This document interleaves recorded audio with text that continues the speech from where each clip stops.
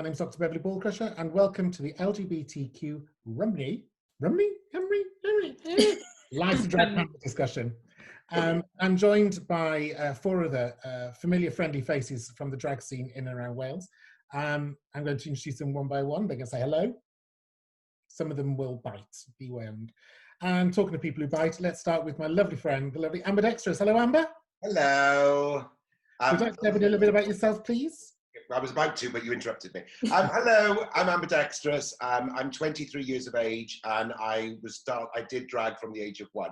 All right, I'm older than that. I've been doing drag for 24 years. I'm based in Cardiff, and I'm a vocal live comedy act.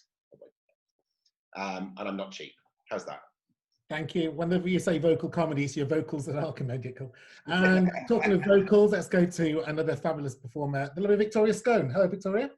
Hello, Dr. Bev. How are you? All good, thank you. Yes, my name is Victoria Scone, or Scone if you fancy. I also work in the Cardiff scene, and I've only been doing it for 5 minutes or so. I've been here a year today, actually. I had my first gig at Mary's. Oh, well done. I know, very cute. Yes, I am also a vocalist and performer in Cardiff and all around the UK. I haven't got a glove on that hand, that one, all around the UK. So the first time I saw Victoria perform was when I was judging the Drag Idol UK competition. And two other people who performed on the UK Drag Idol scene is the lovely Justin Drag. Hello, Justin. Hello, how are you? I'm good. Not again, you good, probably. Still good. Yeah, my name's Justin Drag, and I started on the scene around about 2016, thanks to Amber, but I'm sure I'll probably get to that in a bit. I'd done it for a while, but I went travelling for a year, then came off the scene, but then got back into it last year with Drag Idol with Victoria Scone. And you beat me royally. Good. And last but certainly not least, the absolute treasure that is Polly Amorous. Hi, Polly. Hello. I hear you're okay, so I'm not going to ask. Yeah, I am Polly Amorous. I've been doing drag for just over 4 years. I started out as a lip sync act, but then through my father, Amber Dextrous here, was convinced to start singing as well. So I am a hybrid vocal lip sync, wishy-washy everything and nothing drag queen of Cardiff. Thank you very much. A wishy-washy nothing. Lovely. So for those of you who don't know me, my name is Dr. Bev. Although based in Cardiff, I work all over the UK, from Brighton to Southampton to London to Manchester to Walsall in the Midlands. I go around. I've been performing for just over 25 years. And for 20 odd of those years, the lovely Amber Dextrous has been my comedy partner in a duo act called Pink and Fluffy, though because I'm getting on in age, we're neither pink nor fluffy anymore. You're more like old and crusty now, aren't you? Old and crusty, yes. So we're going to be discussing various aspects of drag. You'll see from the panel lineup, we have the more traditional drag, like Amber, the more club kid, younger, poppy version, like Polly. We have Justin, who's representing our drag king circuit, and Victoria, who is, I believe the term is AFAB queen? Yes, assigned female at birth. Or just a drag queen would be lovely. I'm still learning these terms. So you have quite a wide representation of the drag scene here in Wales. We have questions that have been sent in from the audience, and we have some questions that have been inspired from each other. So I'm going to start off, and you're all going to get this question, just so you're aware. What inspired you to do drag? I'd like to start, please, with Polly. I mean, all my life I've been on and off stages. I did a lot of amateur dramatics when I was younger. And to be honest, drag never was something that appealed to me personally until a friend who was a drag queen, and still is, was like, oh, can I put you in drag makeup, see how you feel? And honestly, as soon as that first lick of mascara went on, I was just in love, absolutely in love. And then stepping on a stage, it was, to be honest, at first it was an excuse for me to get onto a stage and to sort of perform to an audience. But then over a very short amount of time, I completely fell in love with the art form. And it's just, you know, the rest is history, I guess. It's just, it just fell into it. Lovely. Amber, you've been described as the mother of all dragons. Sorry, mother of all drag. You went the first time. And technically, I think I'm your drag mother, which makes me the grandmother of drag. Oh, you always say that. I'm an old girl, what can I say? I know what inspired you to do drag and why you still continue to do so, and it's called money. Yes. But that aside, what inspired you to do drag? Or who? Well, I started because I was shopping with the Valleys as a male vocalist, and I was friends, obviously, with you and with Keetch, and you were earning a lot more than me, and I thought, God, I could just do that and wear a dress, that's fine. And I just fell into it and not really thinking that it would be something I would do long term. And 24 years later, here I am. So yeah, I can't say that it was something I knew much about and I was particularly interested in. I have to say, I think it was purely financial from the beginning. I mean, I'm not financial about it anymore. Do you know what I mean? I would do normally, but no, now it's definitely career. But I would say at the beginning, it was purely from a financial point of view. I've just received your text. I'll put the commission in soon. Thank you. If I can digress slightly on Amber then. Amber, your first stage performance wasn't as Amber Dextrous. No. And it was a very different performance to how you perform now. I'm going to touch on it because I was in the room when it happened. I believe. Yes. You were originally known as, for one night only, Poppycock. Yes. Actually, it was for a whole week. Yeah, and it was. I think it was purely because I wanted to try something different, and it was a lip sync act, or as we called it then, a mime act, and it didn't go down. Let's just say I bombed like Hiroshima. To be honest with you, it's not something that I would try again. But you know, I'm not proud of it because everybody has to start somewhere. Absolutely. I think my favourite phrase that day was, "There's nothing like a good mime act." And I love a good drag nothing mime. like. Nothing like a good drag mime act. So, Victoria, you've had a career, I believe, in the theatre. Is that how you became interested in drag? Yes, and yes and no. I've always been involved in pantomimes since I was about 4.5, in the chorus. So, and I've always been surrounded by the queer community, in theatre, in going to stage school and dance schools. So I think pantomime was probably the first time I was introduced to the pantomime in terms of drag as a pantomime dame as such.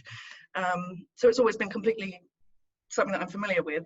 But then drag, to actually go and participate in it as a born female, I think, well, I originally started because I entered Drag Idol in 2018, the year before I came to Cardiff. And I'd seen queens like Holstar and TT Bang that had done it before. And I thought, amazing, like why? I questioned it myself at first. I thought, why haven't women done it before? Or why is there not enough women doing it, or assigned female at birth, humans doing it? So I just wanted to do it. I'm an absolute narcissist, and I think drag is the best way to express that. I want attention and I want money, so drag is the perfect way to do that. I think that's a very, very good way of putting it. Yeah, I think you have to be a bit of a narcissist to be a drag performer. Ren, what about you? So mine was, when I was young, I used to watch drag queens, and I used to think, oh, if I was a guy, I'd really love to do something like that, but there's nothing out there for women to do it. So it wasn't until then, 2016, Amber approached me and just said, you know, we're doing a drag king competition, do you want to be part of it? And I thought, oh, so, you know, that'd be a bit of a laugh and we can have fun with it. And then I really loved doing it, and luckily won the whole thing, got on the books with Amber, and the rest is history. But yeah, it's I think it's more drag queens have inspired me, but then obviously giving me that push was Amber, so thank you. I'm going to go to one of our audience questions, if that's all right, from George, because I think this is a good time to segue this in. And I'm going to aim this primarily first at Victoria and Justin, if I may. Why do you think drag queens, the more traditional style drag queen, gets more attention and appreciation than, let's say, an AFAB drag queen or a drag king? Do you want to go first? I think in the current climate we're in, drag has been more popularized because of TV shows like RuPaul. I think we can't deny that that has been popularized that way. And evidently only assigned male at birth performers are allowed on that show at the moment. So I think that does have a vast impact on it, which is ironic because the tagline of said RuPaul is "You're all born naked and the rest is drag." So I don't know why all for them is a cis male. So I think that does have a big impact on it. I also think that the drag industry has traditionally been white males, and white males will employ white males because that is how it has been and that is what it is at the moment, which is ironic because drag, it's not, females doing drag isn't a new thing. As you all know, Stormy Delarue was a drag king, at Stonewall riots, and females, assigned female birth people doing drag is not a new thing. So I honestly, I can't answer the question. I think that there aren't enough females doing it, and if you are a female or a drag king and you don't see other drag kings performing as much as drag queens, then you might not be inclined to do it. Representation will encourage more people to perform or want to become performers. So I think representation is key. Justin? Yeah. I personally think because of, you find, like if I think about my mum, she's very traditional, she's Catholic, but when she goes to a like a ladies' night or something like that, it's always primarily a male, you know, doing the drag, being a drag queen, and they've got that, I don't know, I think it's just that it's more of an openness that they know that men have this certain banter that maybe not necessarily women have, but they're not allowed, they don't open to it. Like I remember my first gig that I had, which was in Bristol in a leisure centre, and Amber booked me last minute, which I love, thank you, a little bit of money there. But they just didn't get it. They just didn't understand why there was a woman dressed as a man doing it. Whereas if there was a man coming in a dress, they were just so open to it. But I think the gay scene is very open to drag kings and AFAB queens. But I don't think it's broadened as much when you think go into a straight club or ladies' night. I don't think they necessarily open up to it as much as they would if you or Amber or Holly with it. Well, as ever, I think the LGBTQ community always leads the way. I get points from both of you. Historically, you know, the term drag is dressed roughly as a girl, which is what Amber's roughly a girl at the moment. Just rough, to be honest. And I think it's a situation that can be changed. It may be a slow process. Over the last few years, you know, we have seen more drag kings coming forward.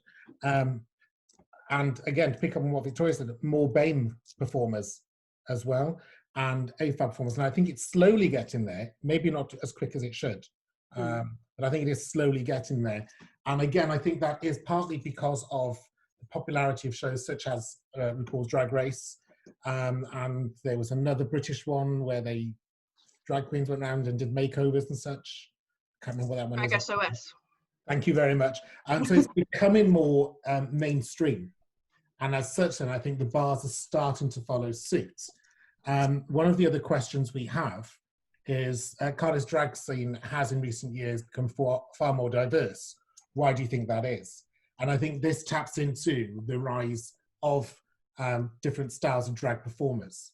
I think one of the best quotes I heard recently was, drag is an art. Some people like Picasso, some people like a Turner. And it depends where we are. We all represent different aspects of the drag community. But do you think Cardiff as a city is becoming more diverse? And if so, great, how do we support that? And if not, where do we need to go? Polly, as one of the younger members, what do you think?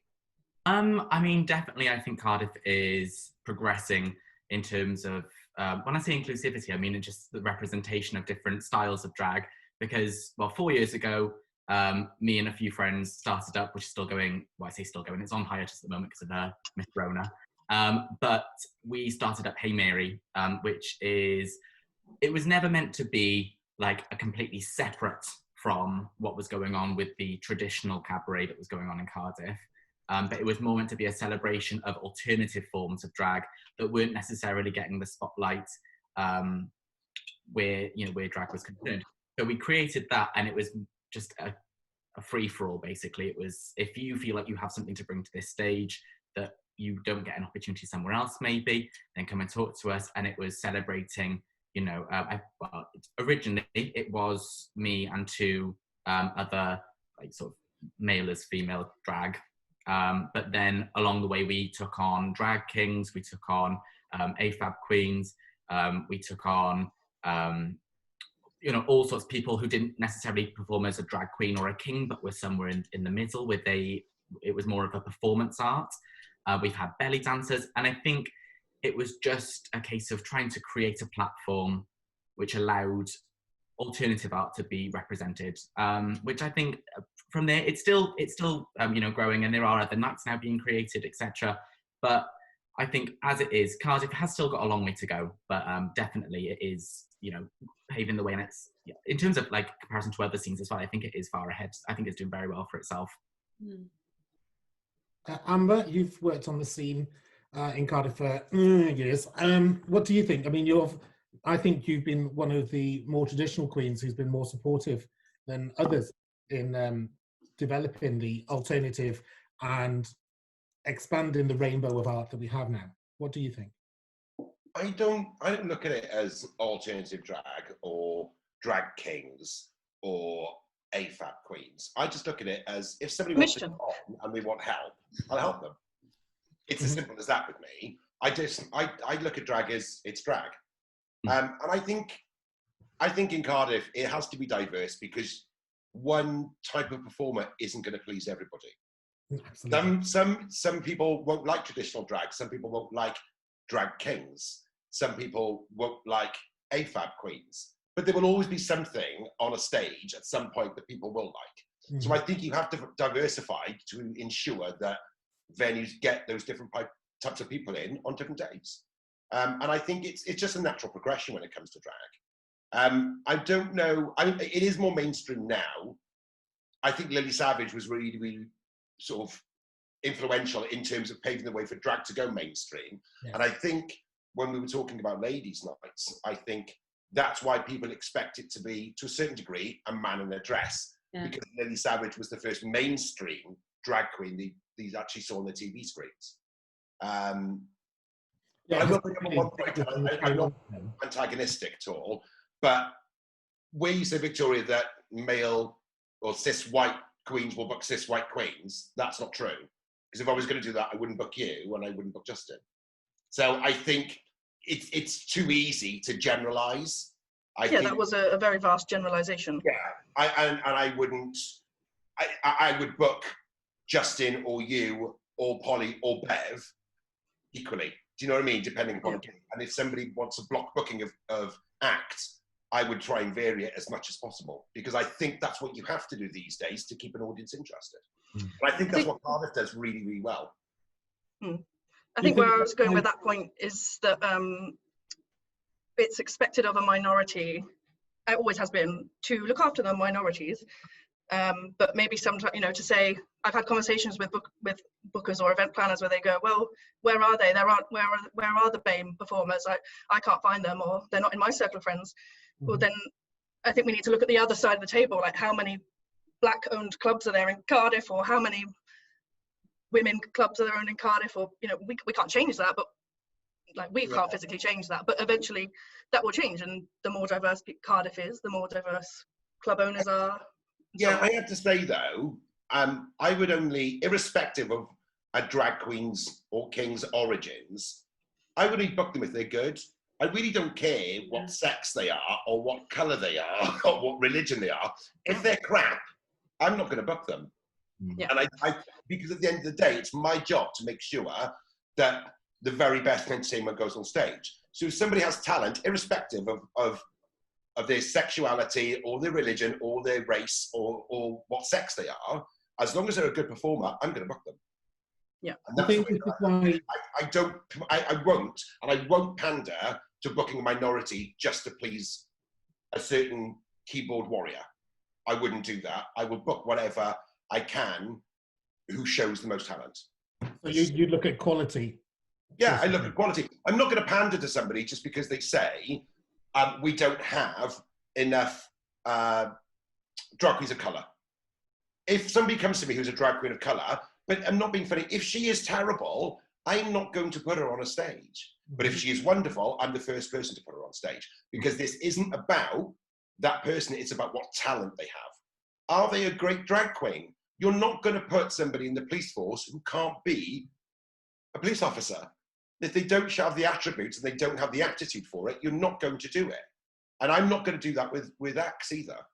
It's as simple as that. That's why shows like Drag Idol in the UK are so good, because they do Create a open platform. to everyone. That's the thing. And exactly the same as the live feeds at the moment. Everybody can go and do a Facebook live feed in drag, whether they're good or bad. But when you are tasked with spending somebody else's money, you have to be sure that you're putting a quality act on.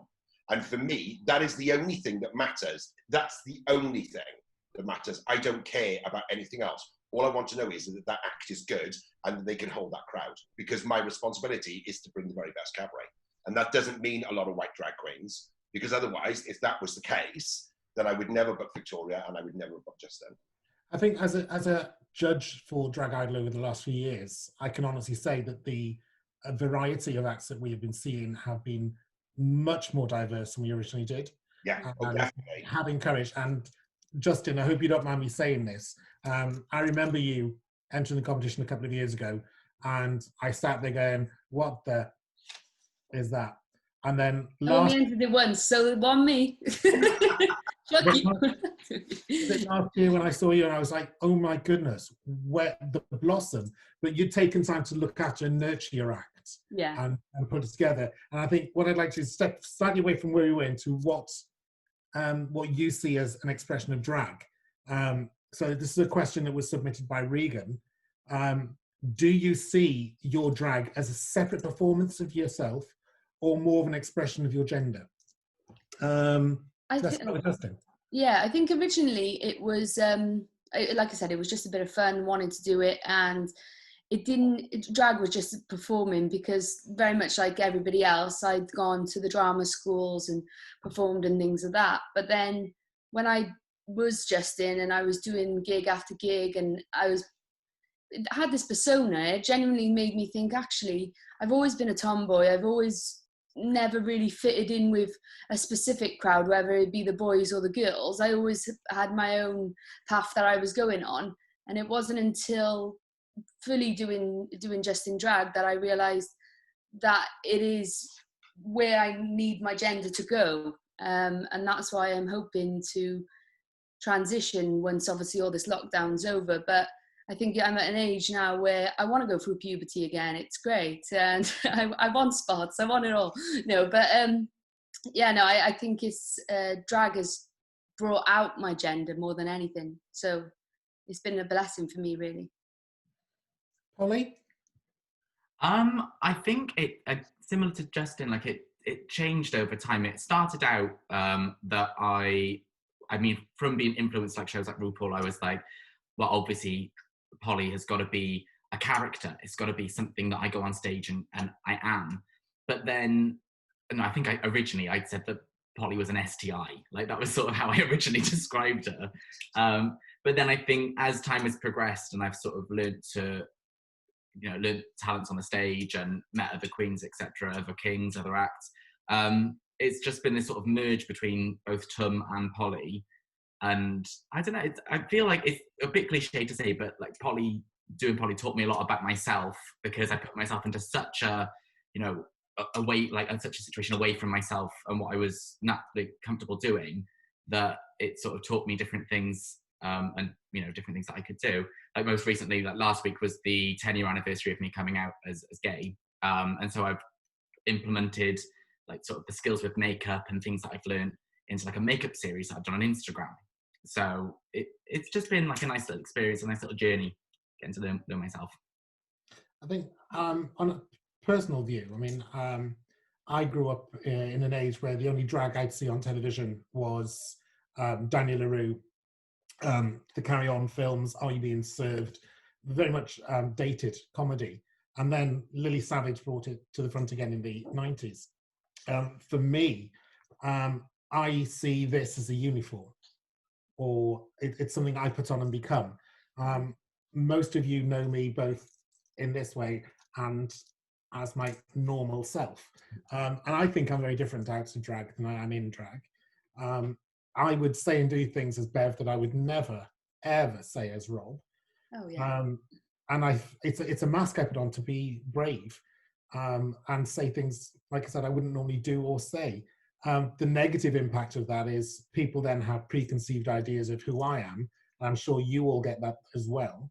You know, so if I'm meeting somebody, they expect Bev there all the time, or they think I walk around the house dressed like this in the nightie and doing the hoovering and a dusting and a wig, because people have preconceived ideas what a drag performer is. So I see drag as a separate performance. I don't necessarily see it as an expression of my gender, because my gender is who I am. My drag is not who I am. It's something I put on. But again, people have different interpretations and visions of that. Amber, how do you feel? I don't know whether it's because it's been so much time, but I think of Amber and Paul as two very separate people. Mm-hmm. But I couldn't lose Amber. It'd be a bit like losing a lung. Yes. You know what I mean? It's very much part of me, but I don't think it expresses who Paul is. I think that Amber is a very separate personality in her own right.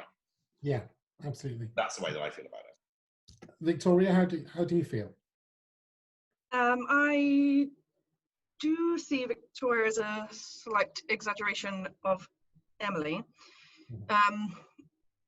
only because I feel like drag queens often don't, or specifically drag queens, as in male to female, don't project a realistic woman as such. It's always like a heightened version of a woman, or it's a character. It's not. It's yeah. In the same way that Victoria is a very heightened character, I guess she has to be a version of Emily, just because I am Emily. But yeah, I don't see, they're two very different people as well. So Victoria is very much a character. Perhaps somewhere deep down, if I went to a therapist, it's everything Emily would want to be and everything Emily would want to say if she could. But it is a very heightened character, the same way that I think all drag is a character. We're all putting on a show or a character of some sort. Absolutely.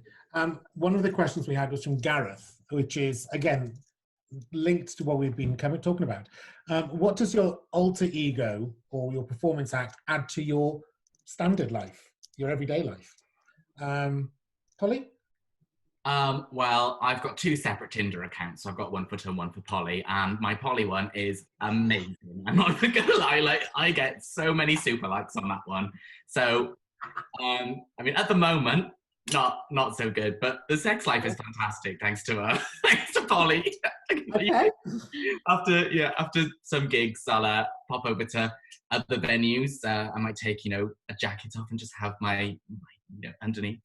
But I think it's just Polly's just brought a lot of fun to my life. Like it's sort of, I have a lot of fun out of drag, but it's sort of given me this new dimension of having fun with people, and people have fun with me as well. So it's well, other people have fun with you according to your Tinder account.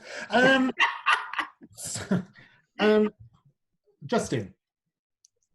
Yeah, I think I've always been a bit weird. So people have always been like, oh, Lauren, obviously before, but she's a bit weird. And then when I did drag, they were like, I like that weird. And now it's a bit more of it's better attention than what I had before. It was more like, what is she doing? Now it's like, he's doing that. That's funny. So I think people have warmed to it a bit more, and I think I've just gotten a bit even more weirder with it, and it's allowed me to. So I think Justin as well, he's obviously cheeky chappy, not necessarily somebody you want to meet on a night out because he's a creepy bastard. He's probably going to touch you up, and that's not right. But doing drag, it allows me to do it, and you do get that sort of attention. Like even at Pride in Mary's, I was on stage, and obviously I had my piece on, as you've all seen. and I was shaking it about, doing shaky dick, and some boy just jumped over the barrier and grabbed it literally in his mouth and pulled it. So I went with it. So yeah, a lot more attention than I ever got before. So yeah, it's good. That's an interesting take. Victoria. What was the question? What does drag bring to your life? Was that it? What does Victoria bring to Emily's life? Alcoholism. Nice, yes. Yes. Financial drainage. Mm-hmm. Friendship and community. Yeah. A platform. Don't know why I'm speaking in bullet points, but Yes. Like I'm making a list. Yeah, a lot of fun, a lot of stress and arguments and hangovers. I think I'd echo what you said there. Bev has brought a lot to my life. I've met some wonderful people. I've done wonderful things that I would never have done had it not been for Bev. I've done television work. I've met some great people. Amber will agree with me on this. We've done gigs together where we've been on stage in front of 25, 30,000 people, and then the next day we've been getting changed outside in the rain on a fire escape in Breen Sands. You know, it's a wonderful thing, but I think you used the word platform there, and I totally agree with you. I think I am blessed to have been given a platform, and I hope that I use that platform to support and encourage others and other people's rights.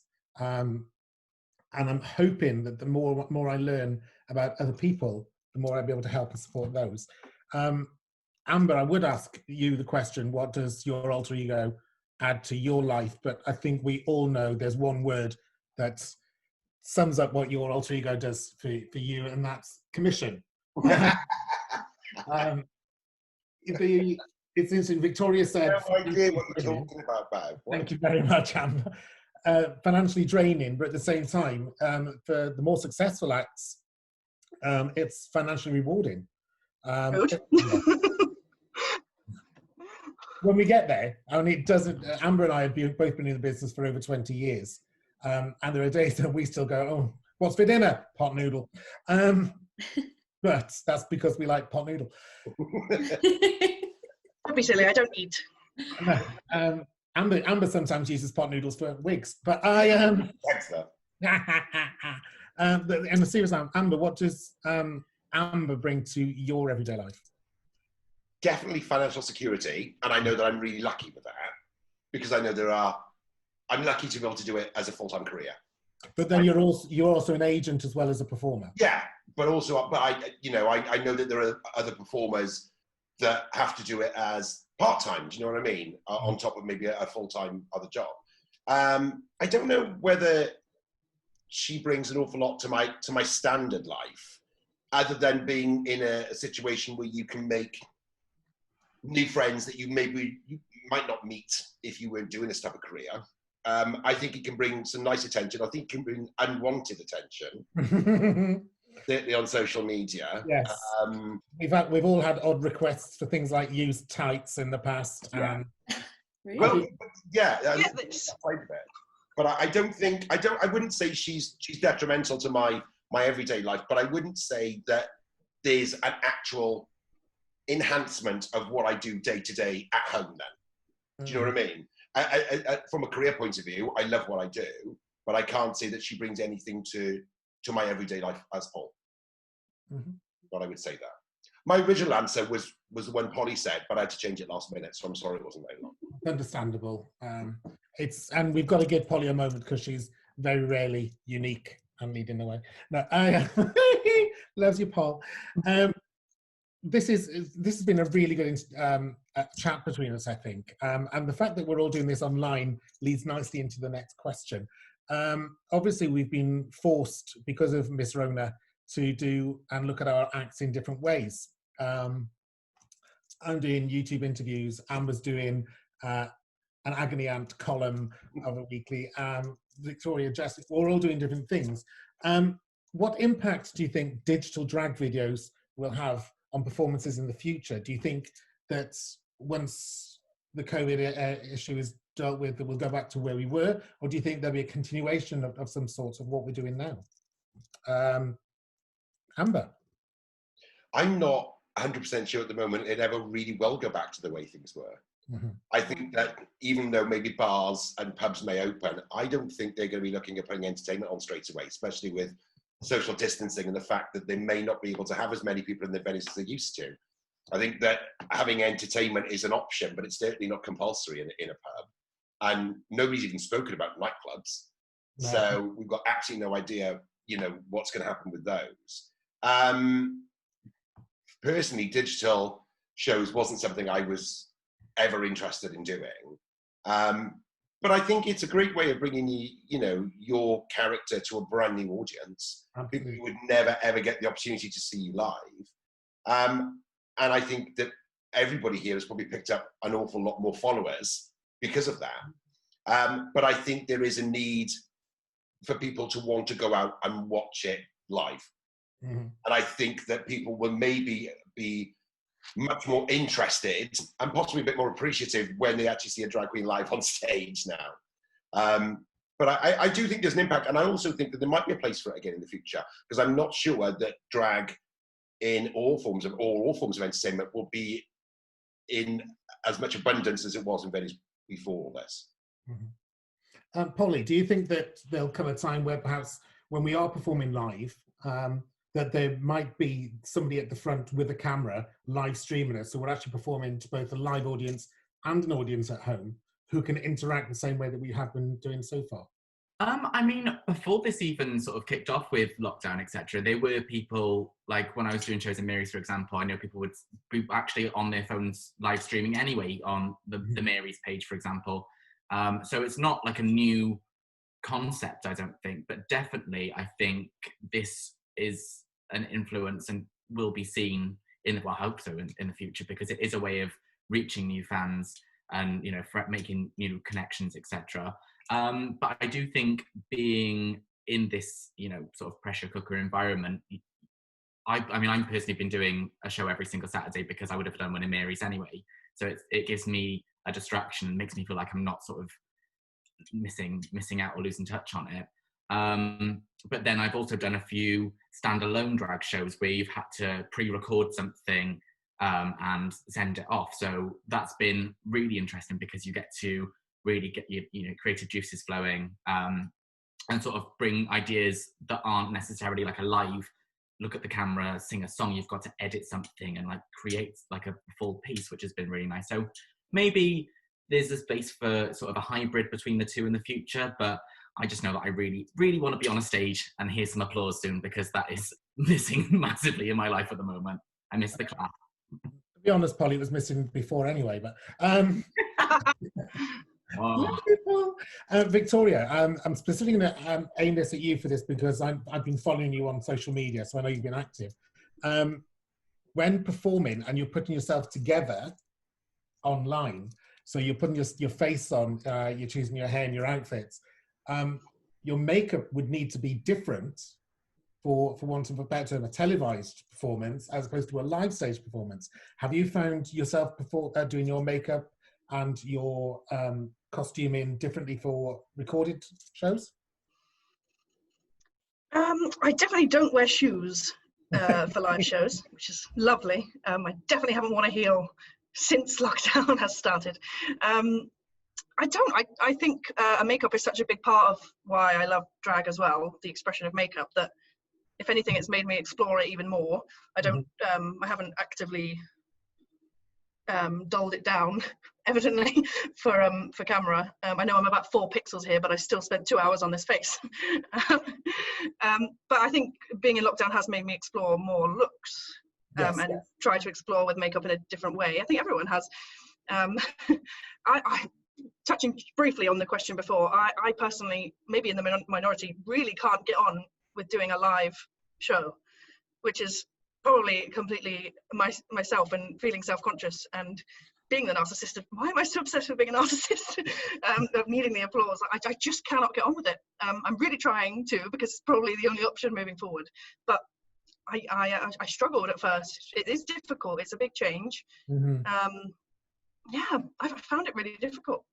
but it's been a learning curve. It's made me explore drag in a different way, and I've enjoyed exploring. But yeah, I need to work on the liveness. It's hard. It is, because you're not getting that instant feedback, you know, No. a round of applause or a quip or a one-liner being thrown at you to play with. Some acts work really well with a very highly polished performance. They know what they're going to say, when they're going to say it. And then there's others who feed off an audience. Justin, what do you think?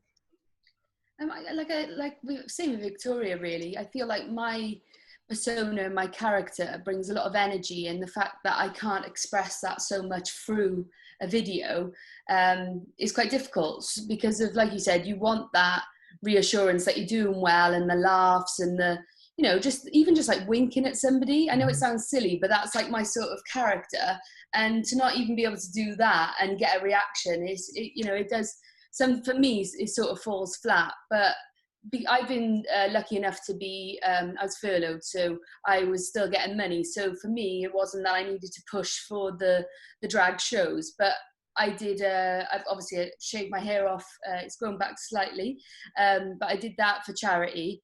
And then I did another show, which I got approached by a drag king called Dandy Issues, which I've never met before. And he approached me saying, do you want to do a live show? And essentially I met probably about 10 other drag kings that I've never met before. And that was purely just through digital drag, which I would never have had. And then from the back of just doing that one, I've now got a gig at the end of the month, which is more comedians, drag kings. It's a diverse bunch of people that are going on and doing digital drag, which is amazing, which I would never have been part of if I didn't put myself out there doing those videos. And I've only done one or two, and it's still given me a good stepping stone to, if I need to do it digitally, I know the options are there, which is lovely to know that people still care. Amber, I don't know about you, I've done one full-on live performance during lockdown. For me, I was very conscious about how many people are watching, how many likes I'm getting, what the response has been since it was posted as a complete show. And I'm analysing, and I think to a certain degree, over-analysing things. You do a live performance every Tuesday. Yeah. What do you feel? How do you feel? Do you sit there, do you watch the followers go up, go down, and think, there's people not watching, what should I be doing? No, I can't see them. I'm as blind as a bat. So. But what I will say is, though, that the one nice thing about the live feeds is, because I haven't got any sound equipment here, I haven't felt comfortable in maybe singing. So I had to find something different to do. And this is what I'm doing, is something that I would probably never do on a stage, which is why I enjoy doing it. I'm not going to sit on a stage and do an agony arts thing. So I think that's why I've enjoyed it so much. And I think the other side of it, I think the reason we've all done things, whether it's been posting pictures or whether it's been doing live feeds, is because we've all actually missed doing it. Yeah. And I think that's what it comes down to. There are a couple of queens that I know that haven't done anything, and they're quite happy not to. But I think the whole reason I did it was because I missed Amber. And that's the whole reason that I did it. As for the analysing bit, I always watch mine back, and I always look at the bits where people put laughing faces or not. And I think it's human nature to be overly critical about what you do. And I think when you're doing a normal show, you don't have that opportunity. So why not take advantage of it now? But I never take it too seriously. I mean, as far as I'm concerned, my live feed, it is what it is. It's me just talking crap. Some people will like it, some people won't. And that's what we've said about every kind of show and every kind of performer. Some people will watch it all the way through, some will watch it for a minute. So I don't take it personally. It's just there if people want it or not. You know, and the thing is, like, there's no other reason for it. It's just that. So. Has everybody been watching other acts doing their live shows? People like Mary and Joanna at the Golden, or Miss Kitty. I know that Pixie and Marcia did a big show together. And then there's the ones like Miss Penny, Sandra and such. Have you been watching and supporting those as well? Everybody? I've seen a few, yeah, but like it isn't the same as going out and seeing them. So you do dip in and out, and you do find then, of course, something else pops up, a notification, and then you go and do that. And as bad as it is, you know, you shouldn't really do that. But because you're in lockdown and you think, what's the next thing? I think your mind does take you away from those sort of things. And when you do see those followers drop, you understand because you've done it to other acts as well. It's not like you're trying to be rude. It's just, we're all just trying to get along with our lives. And sometimes we dip in and out and we'll come back to it. And because they're always going to be there as the lives, like with yours, Paul, probably for the next 4 days after, it does pop up all the time on my page. And I'm like, oh, I can go back to that and I can look at the songs that she did of Dua Lipa and Lordi and Dua Lipa again and Lordi again and Dua Lipa and, you know. Very me. It's a roast now. I think one of the benefits has been that we've been able to do something like this. This is not necessarily something we would have done in situ or on stage or in a theatre. And it's been like a drag question time, which I think has been great. And I think potentially, we've just scratched the surface today. This is something that we can potentially do a live version of sometime in the future. With that in mind, I think it's a very good time to say thank you and goodbye to everybody. So thank you, Amber, Justin, Polly, Victoria, and myself, Dr. Bev, signing off. Don't forget, look out for each other, folks. It's a wonderful old world out there. You're part of a colourful tapestry. So whichever colour you think is best, whichever colour you think is brightest. Thank you to LGBTQymru, LGBTQymru. Thank you for asking us to be part of this. And stay safe, folks. PayPal me, Amber Dextrous. Cheerio, guys. Thank you very much. Bye. Thank you. Happy Pride Month. Bye. And Blething's back in the room. Oh, That was great. Yeah, I loved it. Did everybody enjoy that? yeah. Good. Ah, you're all cunts. You touched on, no, I was there for the entire thing actually. So you touched on some really good stuff. It was great. Can't wait to get it all edited properly. We will let you know, we've got like a kind of schedule of everything we've got. We think we've got enough stuff now for the 3 days, to be honest. So Friday, Saturday, Sunday. And we see this as being like on the main event, which is the Saturday. We've also got some really exciting news that we'll let you know in the future in regards to where it's going to go. But Go on, Victoria. Go on. It was really tight, sorry. On a personal note, thank you, folks. That was really, I've done a lot of these kind of panel discussions. That was really good. It was varied. It was interesting. There were different aspects. And I think we all brought something different to the table. So thank you really, really, very, very much. I think Lush. I think one of my favourite parts was Polly saying that she got a great sex life because of drag. Yeah, a lie. I'm the opposite. No one ever asked for my knickers or my socks. You got friends.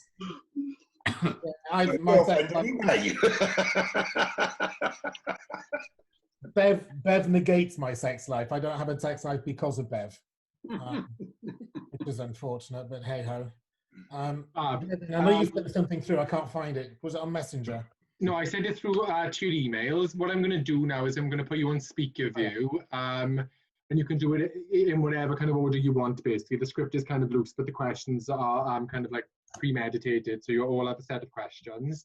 Are we doing something else? Check your email Just here. a couple of questions. Yeah. Are you Are we smoking? answering them or are we asking them?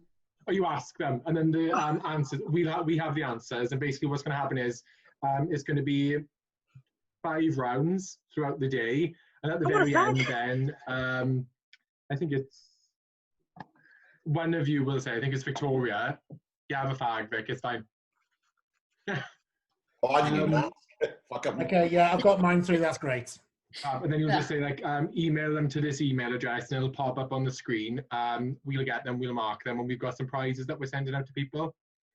Can we enter?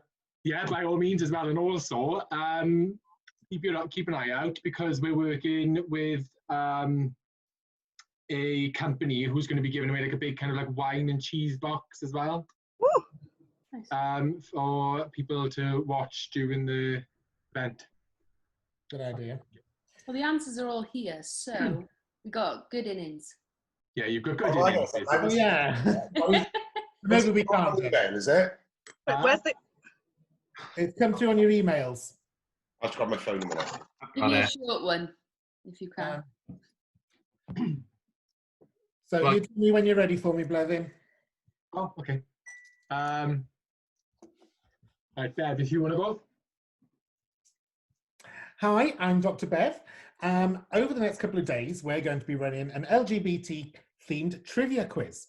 It's in 5 parts, spread over 2 days, and each part has 4 questions. So there's 20 questions in all. My wonderful drag colleagues will be presenting each part, and you can see in the programme which can I take that one and do that again? We could be here all fucking day with her. Yeah, okay. Are you ready? Take 2. Thanks, Paul.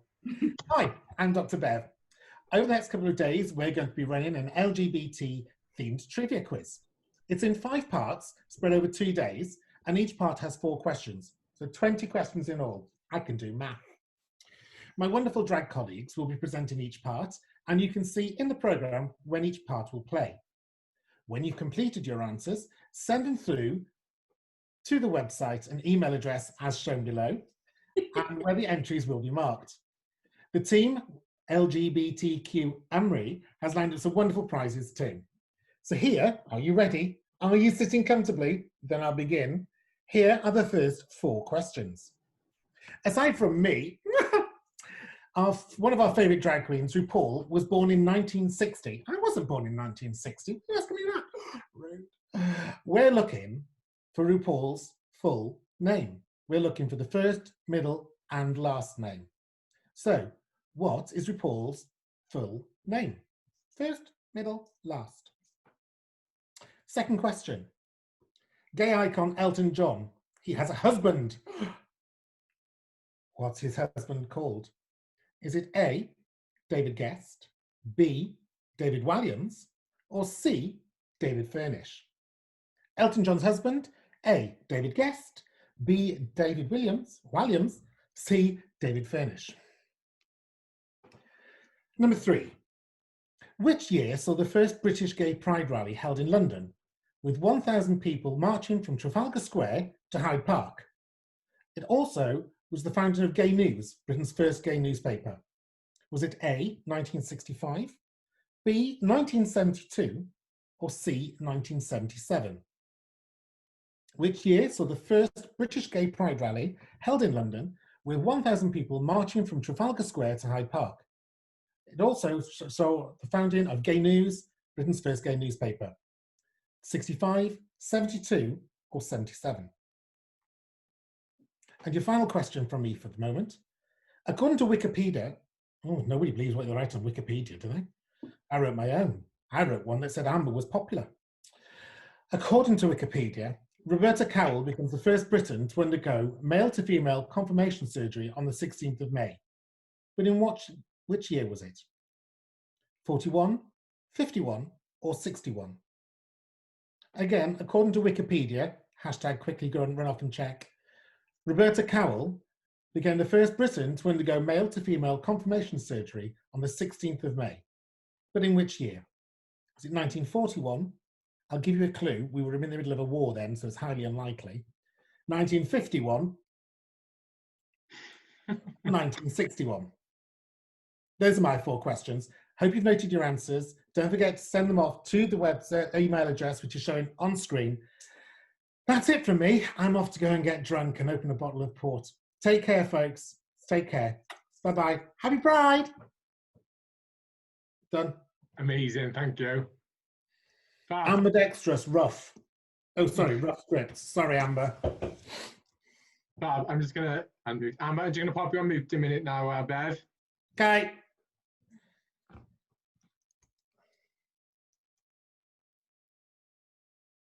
Amber, can you hear you? No, you can now. Can somebody else do their bit a minute? I'm just going to print mine off because I'm as blind as a fucking bat and I can't see it on my phone. Can you mute me first and can you do mine in a bit? Yeah, you are. Who'd like to go next? Pop your hand up. Anyone want to go? Go on, Fab. Justin. Okay, so this is part 3 of our LGBTQA A, B, C, D themed quiz. Don't forget to collect your answers to all 20 questions and submit them to the link below after question 20 has been read out. Okay, so here are my 4 questions, question 9 to 12. So number 9, who won RuPaul's Drag Race season 7? Was it Violet Chachki, B, Bob the Drag Queen, C, Bianca Del Rio? Again, who won RuPaul's Drag Race season 7? Was it A, Violet Chachki, B, Bob the Drag Queen, or C, Bianca Del Rio? Okay, question 10.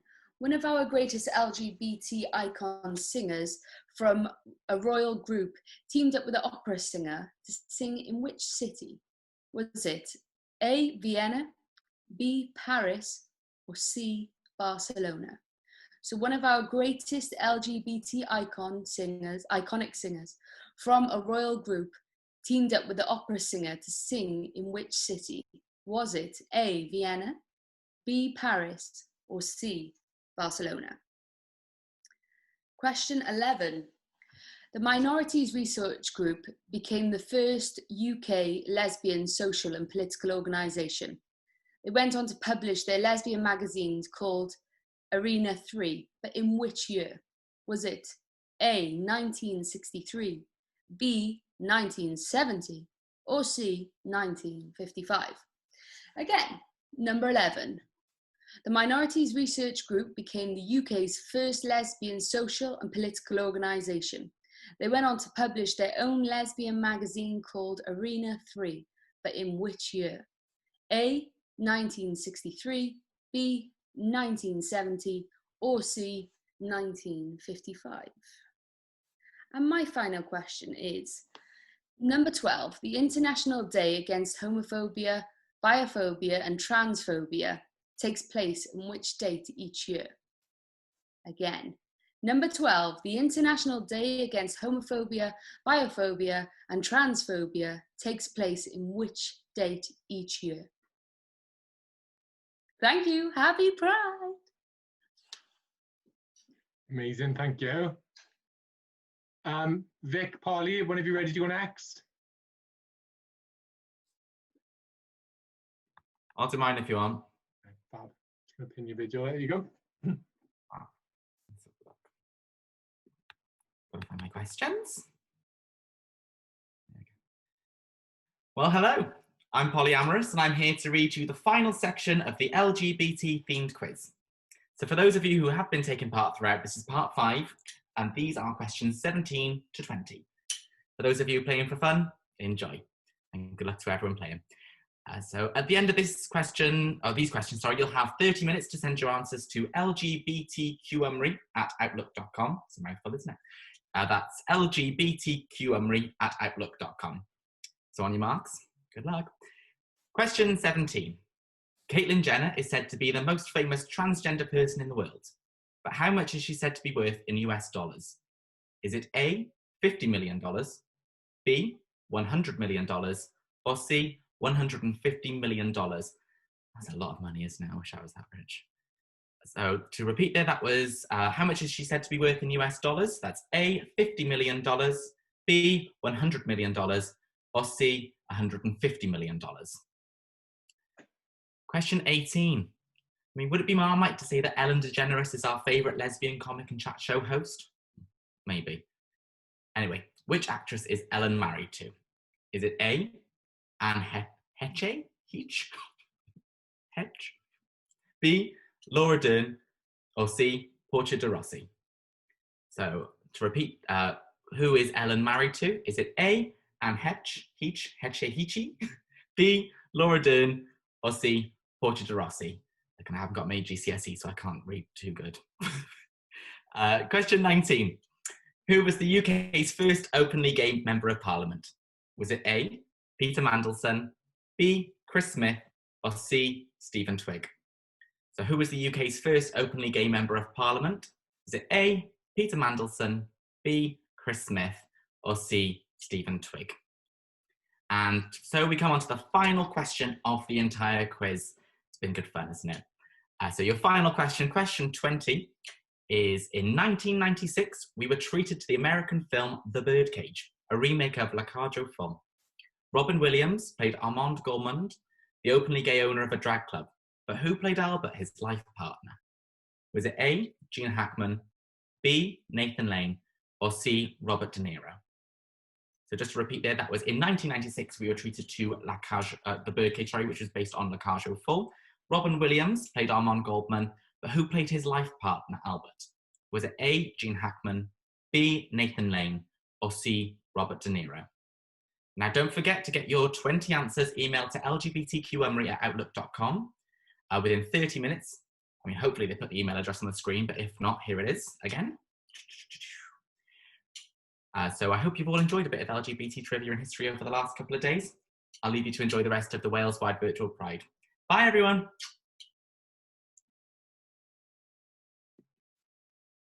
How's that?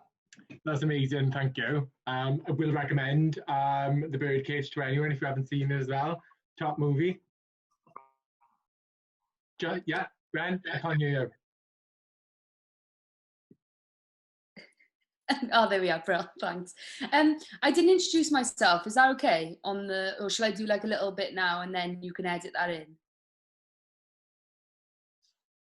Sorry, you're muted. I can't hear you. Oh, yeah. If you do it now, we can edit it in. Okay. Hi, I'm Justin Drag, and I will be doing part 3 of your quiz. Is that okay? Grand. Right. Fabulous.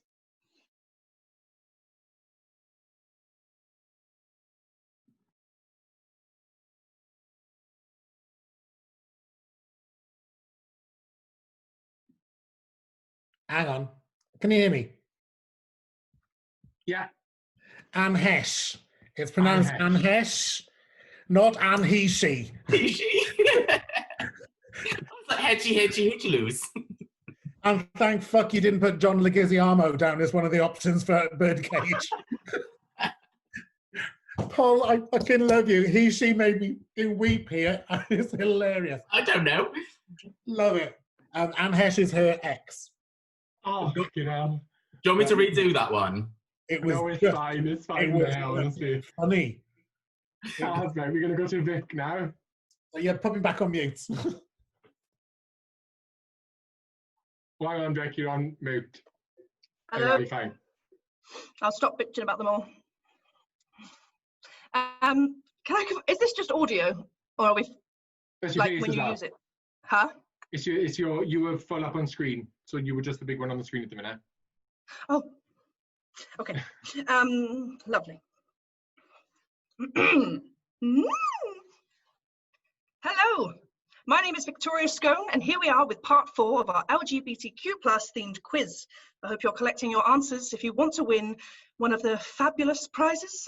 Or if you're playing just for fun, that's fine too. Here are my 4 questions, aka someone who ever writ this script, their questions. Number 13, Cara Delevingne was born in 1992 and raised in London. Who is her godmother? A, actress Joan Collins. B, author Jilly Cooper. C, presenter Angela Rippon. That's number 13 is Cara Delevingne was born in 1992 and raised in London. Who is her godmother? A, actress Joan Collins. B, author Jilly Cooper. Or C, presenter Angela Rippon. Is it spelled Rippon? Anyone? Yes? We'll go with Rippon. Okay. Question 14. This group may have been named after... One more time. Question 14. This group may have been named after Dorothy's dog, but which continent do they sing about? A, Africa. B, Asia. Or C, Europe. That's question 14. This group may have been named after Dorothy's dog, but which continent did they sing about? A, Africa. B, Asia. Or C, Europe. Next question, question number 15. The Elton John biopic Rocket Man starred which actor in the lead role? Was it A, Jamie Bell, B, Lawrence Fox, or C, Taron Egerton? How do you pronounce that? Was that okay? Okay, I'll say it again. Question 15. The Elton John biopic Rocket Man starred which actor in the lead role? Was it A, Jamie Bell, B, Lawrence Fox, or C, Taron Egerton? I am dyslexic, so apologies. And the final question in this section is question 16. Same-sex marriage became legal in England and Wales on the 29th of March, but in which year? Was it A, 2010, B, 2012, or C, 2014? Question 16. Same-sex marriage became legal in England and Wales on 29th of March, but in which year? Was it A, 2010, B, 2012, or C, 2014? Interesting fact, only in January 2020, that's this year people, did same-sex marriage become legal in Northern Ireland. In February, the first same-sex marriage took place in Northern Ireland. What a nice fact for you all. I've been Victoria Scone. I'll see you soon. Back to you in the studio. Thank you, amazing. In popular mute deck. Amber, I'm just trying to unmute you. How's that? Grand. Right, you ready? Is it LGBT theme quiz or LGBTQ theme quiz? Bev started with LGBT themed quiz, so we'll run with that. Right, okay. Right. Hello there, I'm Amber Dextrous. Well, I hope I am. And I'm here with part 2 of our LGBT themed quiz. So if you missed part 1, you're quite lucky because it was bad. So to enter, you have to answer each part. And there are 5 parts in all. So don't worry, we're just playing for fun. So I've got 4 questions for you. And here's our first. Our wonderful gay icon, Judy Garland, Judy Garland. How many husbands did she have? Was it A, 3, B, 4, C, 5, or D, 17? 17? Dirty. So I'll say that again. Our wonderful gay icon, Judy Garland, how many husbands did she have? Was it A, 3, B, 4, C, 5, and D, 17? So, question 2. In 1988, campaign group Stonewall UK was set up to oppose Section 28 of which parliamentary act? Was it A, the Sexual Offences Act, B, the Local Government Act, or C, the Education Act? So I'll say it again. In 1988, I wasn't even born then, campaign group Stonewall UK was set up to oppose Section 28 of which parliamentary act? Was it A, the Sexual Offences Act, B, the Local Government Act, or C, the Education Act? So, question 3. Oscar Wilde tried for gross indecency with his for his relationship with Lord Alfred Douglas and sentenced to 2 years imprisonment with hard labour, in which year did it happen? Was it A, 1901, B, 1895, Bev remembers that, or C, 1888? So I'll say that again. Oscar Wilde was tried for gross indecency for his relationship with Lord Alfred Douglas and sentenced to 2 years imprisonment with hard labour in which year? A, 1901, B, 1895, or C, 1888? And our last question in this section, which is question 4. Name the trans actor who plays Sophia in the Netflix series Orange is the New Black. Is it A, Love de Cox? I didn't write these, by the way. B, Ivanka de Cox, or C, Laverne Cox? So I'll repeat that one again. So name the trans actor who plays Sophia in the Netflix series Orange is the New Black. Is it A, Love de Cox, B, Ivanka de Cox, or C, Laverne Cox? And that's all from me this evening. Let's go to the news where you are. Thanks. Oh, amazing, amazing. If I can just unmute you all one more time. Oh my God, All done? I'm just trying to unmute everyone over there. Just unmuted. Are you all unmuted? Victoria's still muted. Why is it not unmuted? There we are. I check Unmuted. cards. Good. Again, amazing. I mean, a great way to end it there with I drank at the cocks. But you've all been great. Thank you so much. Like I said, I'll keep you Put the money posted. in our account, we'll be happy. Huh? Put the money in our account, we'll be happy. Fab. If you got to send it, put your PayPals up, and I'll let you know about all that kind of stuff as well, like all of you, once we have more information on that as well. Another thing, it might be a good idea to put our like social media tags on there, so Twitter or Facebook pages. I was just about to ask, can you all make sure? Huh? Or for Polly, Tinder. Oh, 2 Tinders, yeah. Oh, Grindr. Grindr will do fine. Only fans. Could you all please send through any pictures, unless it is the pictures from Paul that you'd like to use? Do it, that would be so funny. Just do that. Please. Like a bio with your small, like a very small bio, a couple of sentences about yourself, a picture that you'd like to be used for the promotion of this, and your social media handles. We'll make sure then that when that goes up, it'll include all of that information. You'll have your own kind of tile and everything, you know. On email, the email you sent us. Yeah, you can send it to LGBTQymru, or you can send it in the Facebook group. Right, okay, lovely. Fab. Well, I hope you all have a lush. I'm going to just stop recording now.